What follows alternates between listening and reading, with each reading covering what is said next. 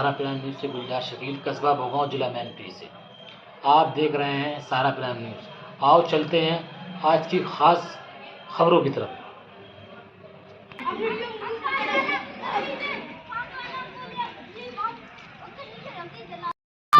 Video ले रहे हैं।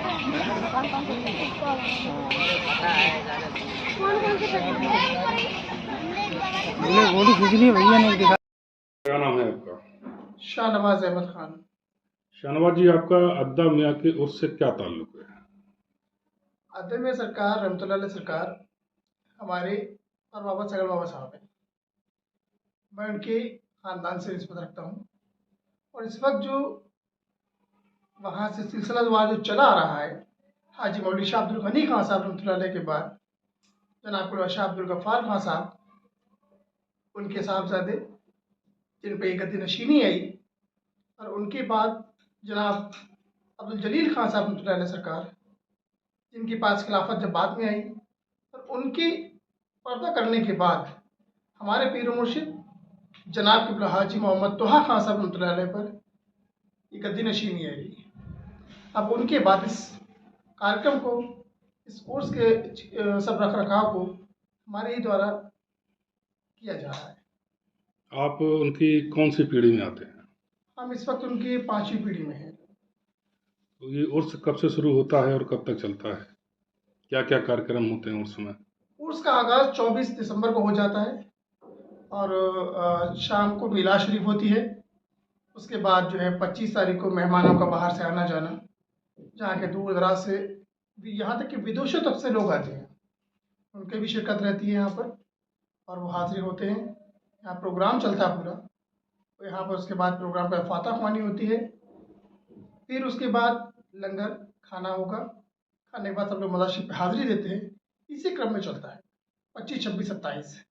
लोगों का जो अद्दा मियाँ की दरगाह से जो सिलसिला जुड़ा हुआ है, उसको लेकर क्या कहना चाहिए?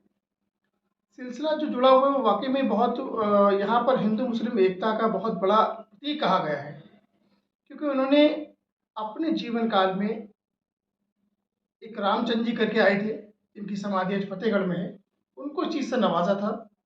उन्होंने इतनी मोहब्बत उनको की थी कि उन्होंने अपनी जो है अता फरमाई थी दौलत।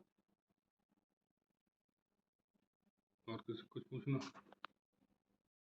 के बारे में सारी जानकारी दी, कब से सिलसिला शुरू हुआ, रामचंद्र जी जो थे वो आपके मिले, जिन्हें उन्होंने अपनी रूहानी दौलत अता फरमाई थी।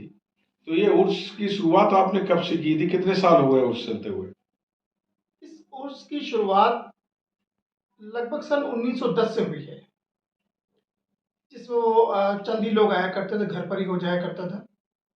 लेकिन प्रॉपर वे में जब वो 1934 में हज कर लौटे हैं, तब उसके बाद में इसको जो है बेहतर तरीके से करने का उनको अवसर मिला। तब उन्होंने इसको परमिशन थी, उन्होंने करना शुरू किया 1934 से, हज के लौटने के बाद। जहाँ अद्दा मियाँ की मजार बनी हुई है, यहाँ पे कब से उर्स शुरू हुआ है? यहाँ पर लगभग मान के चले कि ये हो गए मथुरा के ब्रह्मानंद शंकर जी थे, उन्होंने यहाँ पर जो उनकी समाधि बनवाई थी, उसके बाद से यहाँ पर शुरू हुआ है। किस सन से? सन का भी वर्ष कितने हो गए होंगे अंदाज से इस सत्संग को शुरू हुए जी? उसमें लगभग 114वां वर्ष चल रहा है। और कोई खास बात आप यहाँ की बताना चाहते हो जो लोगों को अखबार के या हम लोगों के माध्यम से पहुँचे, ऐसी कोई भी जानकारी देना चाहते हो तो बताएं। यहाँ पर आने वाले हर व्यक्ति की दिली इच्छाएं पूरी हुआ करती हैं, और उसके बावजूद यहाँ जो आया वो वाकई में कुछ ना कुछ पाकर गया है, कभी खाली हाथ नहीं लौटा। और उनका कहना भी ये था, जो आवेगा सो पावेगा। हाजी मौलवी शाह अब्दुल गनी खान साहब रहमतुल्लाह अलैह का यही फरमाते थे, जो आवेगा सो पावेगा।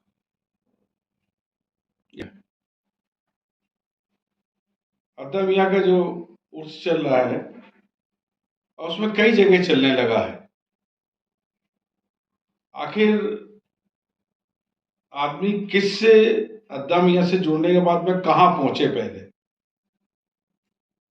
देखिए, जो जुड़ा हुआ है वो तो अपनी जगह माकूल पे पहुंच ही जाएगा, उसको मालूम है कि विधिवत जो क्रम चल रहा है, जो वाकई में इस सिलसिले की जो चेन चल रही है, जहाँ जिसको गद्दी नशीनी जो आई है वो तो अपने वहाँ पहुँच रहा है। आज की डेट में गद्दी नशी कौन है?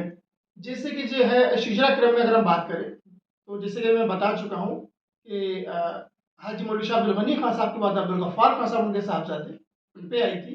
उनके बाद अब्दुल जलील खान साहब जो बड़े उनके साहबजादे थे, उन पे आई थी। उनके बाद में हमारे पीर और मुर्शिद हमारे अब्बा हुजूर हाजी मोहम्मद तोहा खान साहब रहमतुल्लाह अलैह पे आई, और उनके बाद इस कारोबार को मैं संभाल। क्या इसमें कोई लिखा पढ़ी की बात आती है गद्दी नशी, या वैसे ही नहीं, नवाज दिया जाता है? इसमें ऐसा नहीं होता, लिखा पढ़ी की भी आती है और कुछ लोगों के सामने इसकी दस्तारबंदी भी होती है, पगड़ी बांधी जाती है और इसकी गवाही भी रहती है और लिखित भी रहती है उस गुरु की। यहाँ के मुरीदों को आप क्या एक संदेश देना चाहते हैं? यही है कि आप उनके दामन को थामे रहिए तो बहुत कुछ हासिल हो जाएगा, वरना दुनिया तो अपने गर्क में जा ही रही है। जैसा भी अपने रास्ते पर चल रही है, अपने आप को संभालिए, वो बेहतर होगा उनके दर से निस्बत हासिल। ओके।